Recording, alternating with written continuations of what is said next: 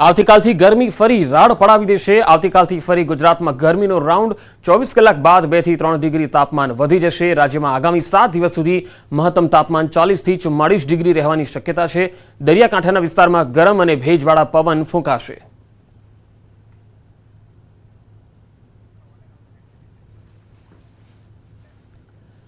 આ સપ્તાહમાં ગરમીના કારણે અમદાવાદમાં રોગચાળો વખેર્યો છે। સોલા સિવિલ હોસ્પિટલમાં છેલ્લા એક સપ્તાહમાં 10 અને 10,240 ઓપીડી નોંધાઈ છે। છેલ્લા એક સપ્તાહમાં ડેન્ગ્યુના શંકાસ્પદ 65 કેસ, મેલેરિયાના શંકાસ્પદ 205 કેસ નોંધાયા છે। છેલ્લા એક સપ્તાહમાં ડાયરિયાના 10 અને ટાઇફોઇડના 3 કેસ નોંધાયા છે। ગરમીના કારણે હીટ સ્ટ્રોકના કેસ પણ નોંધાઈ રહ્યા છે। હીટ સ્ટ્રોકના દર્દીઓને અલગથી સારવાર અપાઈ। હોસ્પિટલ ખાતે ઓપીડીમાં લગભગ ગયા અઠવાડિયામાં 10,240 દર્દીઓ નોંધાયેલા, દાખલ દર્દીઓ 1,016 દર્દીઓ નોંધાયેલા। જુદા જુદા રોગની વાત કરીએ તો ડેન્ગ્યુમાં લગભગ 1,016 દર્દીના ડેન્ગ્યુમાં 65 દર્દીના બ્લડ રિપોર્ટ લેવામાં આવેલા ગયા અઠવાડિયામાં, એમાં એક પણ દર્દીનો રિપોર્ટ પોઝિટિવ ન હતો। તથા મેલેરિયાના 205 દર્દીના બ્લડ રિપોર્ટ ગયા અઠવાડિયામાં લેવામાં આવેલા। नेताजी गैरहाजर રહ્યા તો પુત્રએ કરી દીધું ખાતમુહૂર્ત। નાયબ દંડકના બદલે તેમના પુત્રએ ખાતમુહૂર્ત કર્યું।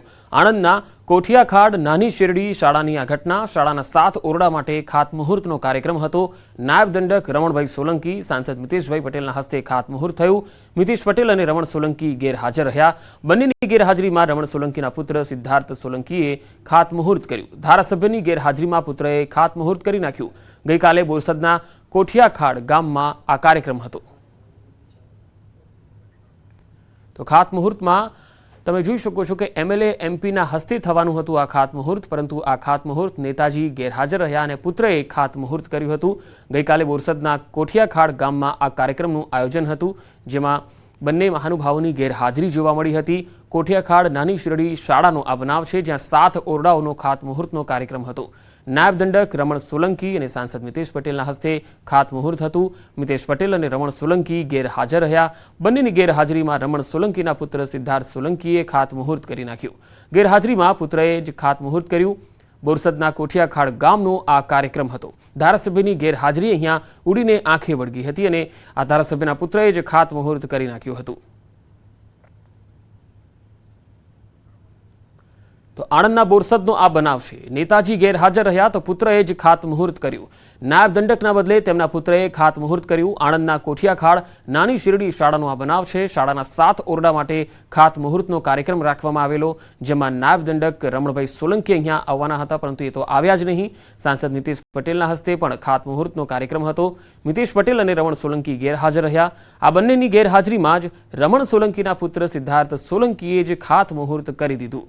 ધારાસભ્યની ગેરહાજરીમાં પુત્રએ જ ખાતમુહૂર્ત કરી નાખતા તર્ક વિતર્ક શરૂ થઈ ગયા। ગઈકાલે બોરસદના કોઠિયાખાડ ગામનો આ કાર્યક્રમ હતો, જેમાં નેતાજી ગેરહાજર રહ્યા અને નેતાજીના પુત્રએ ખાતમુહૂર્ત કરી દીધું હતું। આ કેવી બલિહારી કહેવાય કે જે કાર્યક્રમ હોય છે, જે જનપ્રતિનિધિઓને ત્યાં આમંત્રિત કરવામાં આવ્યા હોય છે ને તેઓ પોતે તેમના હસ્તે આ કાર્યક્રમ કરવાનો હોય છે, પરંતુ તેઓ ગેરહાજર રહ્યા। આણંદથી સંવાદદાતા જનક જાગીરદાર જોડાયા છે। જનક, શું કારણ રહ્યું કે બંને મહાનુભાવો આ કાર્યક્રમમાં આવી ન શક્યા અને પુત્રએ જ આ ખાતમુહૂર્ત કરવું પડ્યું?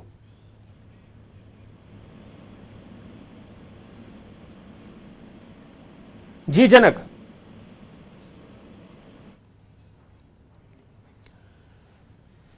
તો આણંદથી સંવાદદાતા જનક જાગીરદાર અમારી સાથે લગાતાર જોડાયેલા છે। ફરી એક વખત આપણે જણાવી દઈએ કે આ કાર્યક્રમ જે છે એ 7 ઓરડાઓના ખાતમુહૂર્તનો હતો, જે બોરસદના ગામમાં યોજાયો હતો, પરંતુ અહીંયા નાયબ દંડક ગેરહાજર રહ્યા। જનક જાગીરદાર આણંદથી જોડાયા છે સંવાદદાતા। જનક, શું કારણ રહ્યું કે બંને મહાનુભાવો ગેરહાજર રહ્યા અને પુત્રએ ખાતમુહૂર્ત કરવું પડ્યું? પંકજ, સમગ્ર આણંદ જિલ્લામાં રમણભાઈ સોલંકી ભાજપના બહુ સિનિયર નેતા છે।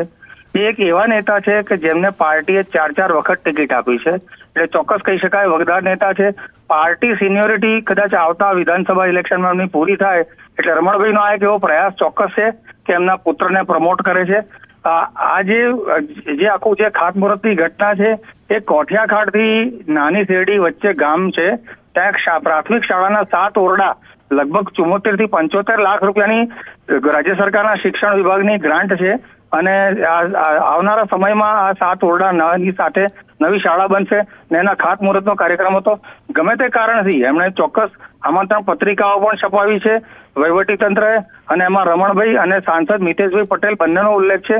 તેમ છતાં બંને નેતા હાજર નહોતા અને સમગ્ર જે ખાતમુહૂર્તની વિધિ છે એ રમણભાઈના પુત્ર સિદ્ધાર્થ સોલંકીએ કરી છે.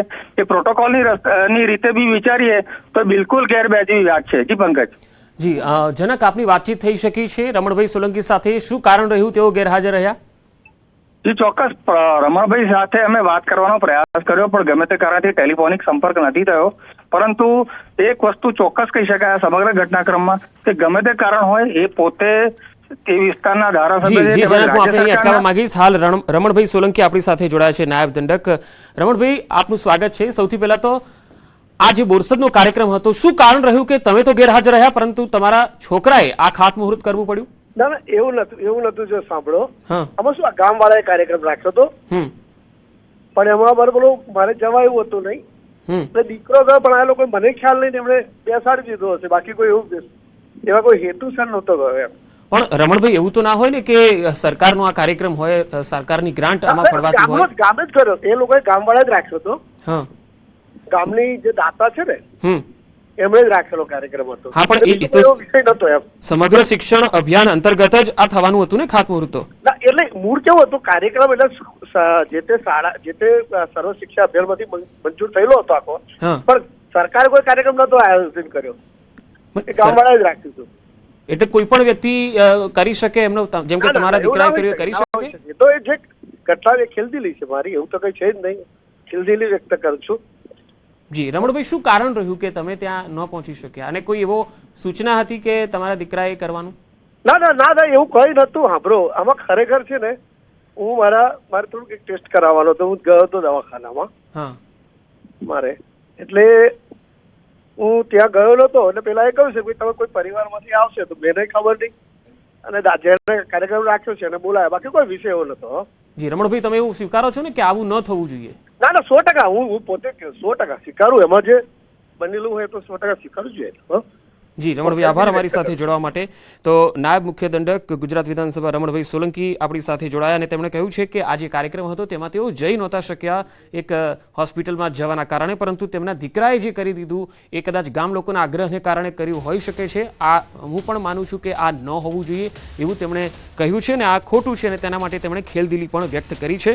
રમણભાઈ સોલંકી નાયબ મુખ્ય દંડક ગુજરાત વિધાનસભા અને બોરસદના ધારાસભ્ય છે અને બોરસદના આ જે કોઠિયાખાડ નાની શેરડી આદર્શ પ્રાથમિક શાળા છે જ્યાં સમગ્ર શિક્ષણ અભિયાન અંતર્ગત 7 ઓરડાનું આજે ખાતમુહૂર્ત થવાનું હતું, એ ખાતમુહૂર્ત એમની જગ્યાએ એમના દીકરાએ કર્યું છે, જેને લઈને તેમણે ખેલદિલી વ્યક્ત કરી. ગોંડલમાં અલ્પેશ કથિરિયા વર્સિસ ગણેશ જાડેજાના સમર્થકો પર કાર ચઢાવવાનો પ્રયાસ, જે બાદ લોકોએ કાર ચાલકને પોલીસની હાજરીમાં માર માર્યો. આ તસવીરો જુઓ. ગણેશ જાડેજાના સમર્થકો પર કાર ચઢાવવાનો પ્રયાસ થયો. જે વિડીયો સામે આવ્યો છે એ સ્પષ્ટ દેખાય છે અને ત્યારબાદ પોલીસે જે કાર ચાલક હતો તેની અટકાયત કરી લીધી છે. ગોંડલમાં રાજકારણ હવે ગરમાયું છે, કારણ કે અલ્પેશ કથિરિયા જે આજે સવારથી જ ગોંડલમાં આવ્યા અને ગોંડલમાં આવ્યા પછી તેમણે જે શરૂઆત કરી ત્યારે તેમના સમર્થકો પણ હતા, તો સાથે સાથે વિરોધમાં પણ ઘણા લોકો રસ્તા પર ઉતર્યા હતા અને બંને તસવીરોમાં આપ જોઈ શકો છો કે ગણેશ ગોંડલ છે એ પણ ત્યાં જોવા મળ્યા અને તેમના સમર્થકો પણ જોવા મળ્યા. તો બીજી તરફ અલ્પેશ કથિરિયા છે એમના સમર્થકો પણ જોવા મળ્યા. અહીંયા અલ્પેશ કથિરિયા જે છે તેમના સમર્થકો અહીંયા જે આવ્યા હતા અને તેમણે કાર ચઢાવવાનો પ્રયાસ કર્યો હતો અને આ કાર ચઢાવવાનો પ્રયાસ કર્યો